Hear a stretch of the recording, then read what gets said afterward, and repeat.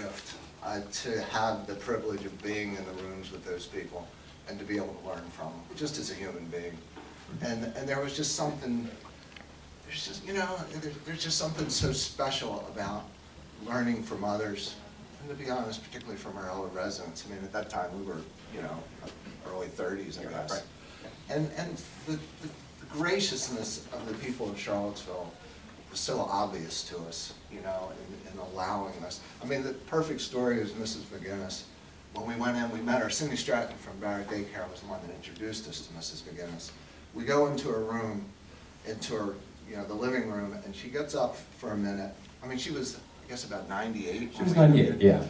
And she goes into the kitchen and comes out with a tray of cups, glasses of lemonade. And it was like that, to me, is the definition of Charlottesville in so many ways, is that sense of people caring for others coming into the room. And the camera, in a way, just gave us that entryway to find out about other people's lives and to learn from them. And just as a human being, I mean, that sharing that experience with those people and those conversations meant the world to me. So it was, I feel, privileged to have even been able to make the film. So. And we're really pleased that we're getting to see it again, and with an audience in a room all together. I managed this theater when it was an independent art cinema for 20 years. And so I can actually walk around in this room in the dark and not bother. I've done it many times. But, you know, I think that the goal of this place was to get people together, to have a common experience, an experience together, and that was intellectual and emotional. And we're really glad to see all of you here, and that you're, I think you probably had something like that while you're watching the film, and so we're grateful to the Film Festival actually for bringing it back. Yeah, we gotta say, Jody and Wes, I mean, going back, I've been here since, you know, in town since the first film festival, and Jody and Wes have really shown, and the staff, have shown support for Virginia filmmakers in a way that, to be honest, the director, this film didn't get into the film festival when it first was made. I think if Jody and Wes would have been there at that time, it would have been in. And their support, you know, it's not an easy thing to get films out. And to have the institution of the Virginia Film Festival that really supports Virginia filmmaking is a real blessing for us. So I really do want to thank them so much for giving us the opportunity to share the film. And I want to say a quick thank you to Edwina St. Rose is here with the Preservers of the Daughters of Zion Cemetery, which is co-sponsoring this event with the Historical Society. And you have a special guest with you today, too, that was figured in the film. I don't believe it was shown, but was figured in the film and was talked about. And we are really honored that Olivia Ferguson is here with us today. Please, stand up. Absolutely. Thank you so much for being here. Thank you. Her father, George, of course, is interviewed extensively and mentions her. And Olivia, of course, was on the front lines, changing this world right here in our neighborhood. And thank you for being here today. By a show of hands, did anybody have a question? I'm happy to walk over to you. Yeah, absolutely. Thank you. Thank you, Coy. Gentlemen, I was interested in the fact that you led this film off with the transition program, has to do with the University of Virginia. It looked like you had interviewed those. Is that this transition program, or was that a different one since it was on the grounds of the university that you were? That wasn't us. That was just Virginia Film Festival putting in that short before. Oh, that was the short before. Yeah, right. Oh, Right, okay. the black and white. Okay, because I was going to say that goes back. That started around '76, and I was just curious as to how long those students had been out before they were interviewed, because that was a reunions weekend program. Anyhow, okay, thank you. Sorry, Coy. Anybody else? Okay, in the back. Peter. Thank you all. Chris, you touched a little bit on why it's important to make a film like this. building community through making connections with others, and particularly listening to those who come before us about our history. But if you could share more, both of you, about why it's important to make a film like this and why it's important to bring it back some decades later. In fact, I'd also like to be reminded when you actually produced it. Well, we started filming in 1988 because of the complete lack of money. It took forever, and skills we were learning. It was just our second film. And I guess we finished filming. I think the last interview was Mr. Ferguson, and that was around 92. And then we put it out in 95. And it was premiered right here. It was really great to have a co-filmmaker as a manager of a movie theater. So at least we had a menu, we knew we were going to show it. And and it was a real struggle. I mean, to be honest, the film it never got even close to out of debt. I mean, it was very much our own commitment to kind of keep it moving forward. And then we moved on. So it basically, I mean, we had VHS copies. It was in the libraries, and then we got it out. But it was just been sitting there forever on a 16mm can, and nobody has VCRs anymore. And to be honest, I don't want to I try to, in a way, avoid a political situation, but considering what this town went through, in 2017, and I've lived here since when I came to school here in the 70s, but really kind of settled in the early 80s. And I just felt like the town needed it. And it wasn't like a particular point of view that needed to be expressed. It just needed something to give you a sense of inspiration and a sense of togetherness. And the instinct, and I didn't know if I was right about this, but I just felt like we needed to use this, and that's why we really wanted to set up public screenings of it, so it would create a collective audience as opposed to just somebody looking at it on their TV or on their computer. And so that was the spur of why and university helped us with the digitization of it. But that, for me, that was really the motivation to kind of bring this back. Because the town has a fair amount of transients as well. And I think there's some real power in taking a look back and understanding our past in order to understand our present. And I also really value the idea of listening to others. And to me, that's kind of the purpose of, in a way, I think a lot of my films, is to really give yourself a chance to listen to other people and learn from them. So that's my response to your question, Reid. Well, if I'm looking back at it, I think I teased out a couple of themes in it in the film that I didn't really even understand when I was putting it together, but I do now, I think. And that is Charlottesville's project of working out access to education and economic opportunity. Now that's this country's project, but I think it's really, it's in sharp focus in this city. And it just jumped out at me on watching the movie. So I think it's good to know that we have been at this for a while. And this is a moment, but there have been other moments. And we are moving, and it's a joint project of our town. So, for what it's worth. Thank you. Let me get to you with the microphone so the other folks can hear you. We're down here first, and then we'll be right here. Could you talk about the theme that I saw throughout that had to do with the yellow blinking light?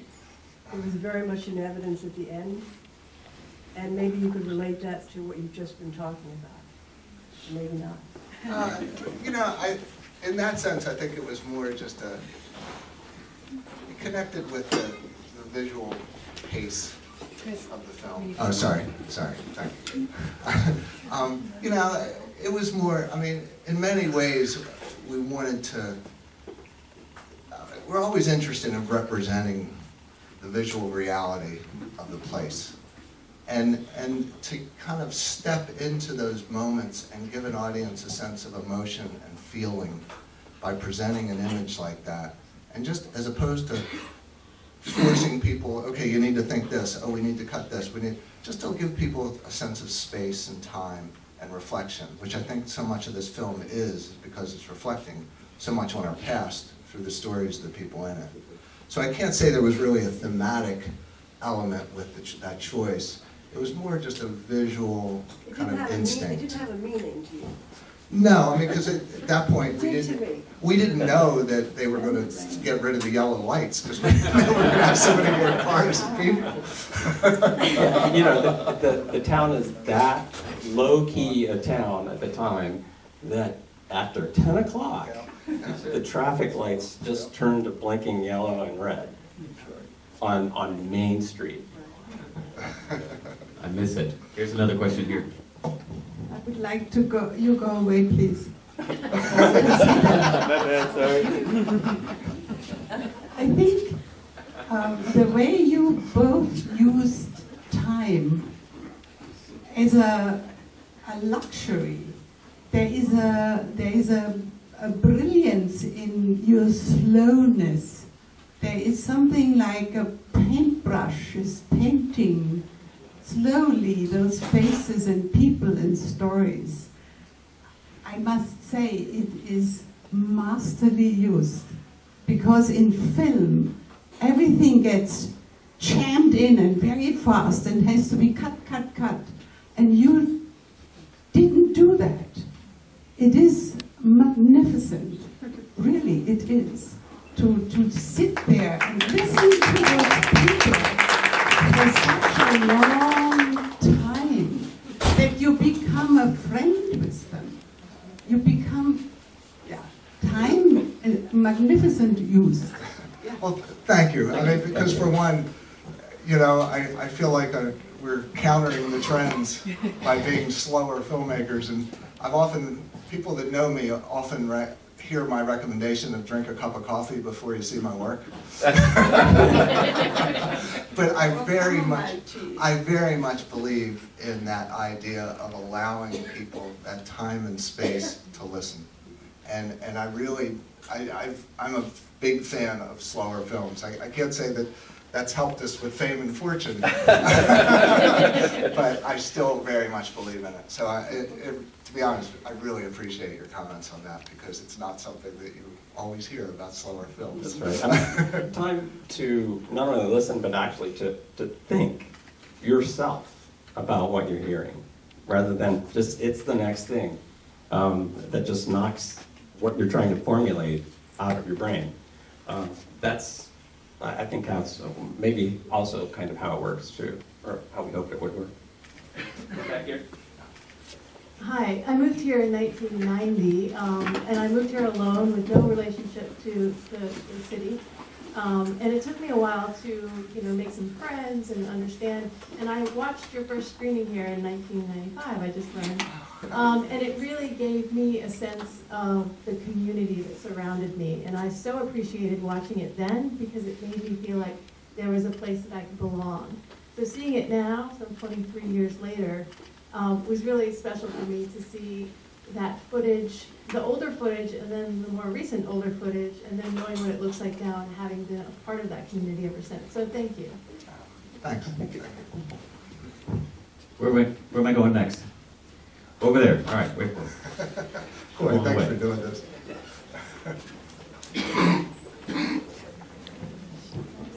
Here and then.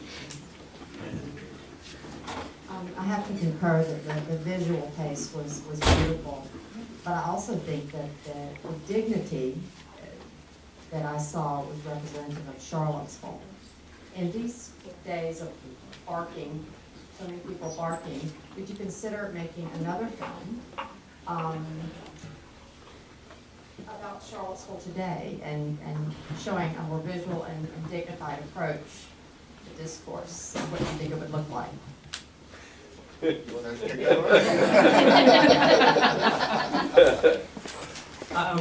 When we made this film, we made it on 16mm film, piece of plastic, and then the sound was recorded on a piece of audio tape, and then we had to stick it all together, and that's one of the reasons it took so long. And I am not a young man. And I think there are young people who have ways of making films that are a lot faster and a lot less technology in the way. I think it is time for young people to do that work. And I think that the institution that we're in now, Lighthouse, is about that. So that we're actually giving people in the young people in the community the tools to be able to do that. So I think it's their turn.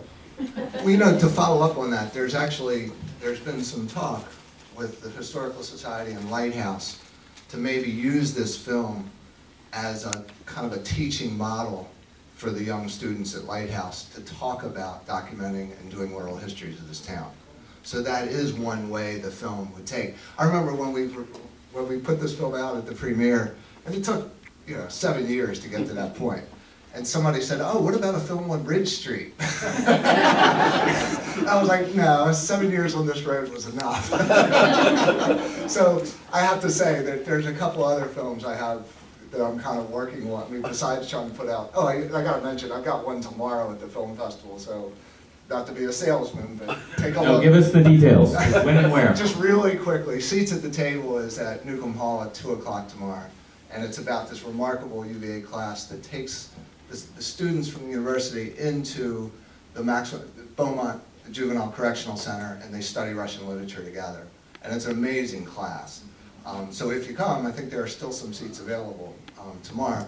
But so not only the work of trying to get that one seen, because this is very much at the early stages and quite a bit at that. There's also a couple other projects that I've kind of got in my back pocket, one of which I've done some shooting on, another which is in the fundraising mode too. So I can't say that right now adding a third film, it might be a year. Unless you want to pay for it. Yeah, well that would help. But I do just want to second what Chris said about those conversations do continue between the Historical Society and Lighthouse, and we're calling it the West Main Street Legacy Project. And the goal is that I would go in and teach local history, Chris would come in and teach film, and we can engage young people in going out into their neighborhoods and doing oral histories and doing their own stories on film here as part of a new documentary film program at Lighthouse. So we're working on it. We need to find some funding, but we got time for one more question. Did you have a question over here? I got time for one more. Guys, thank you very much. Thank you for coming. Thank you so much.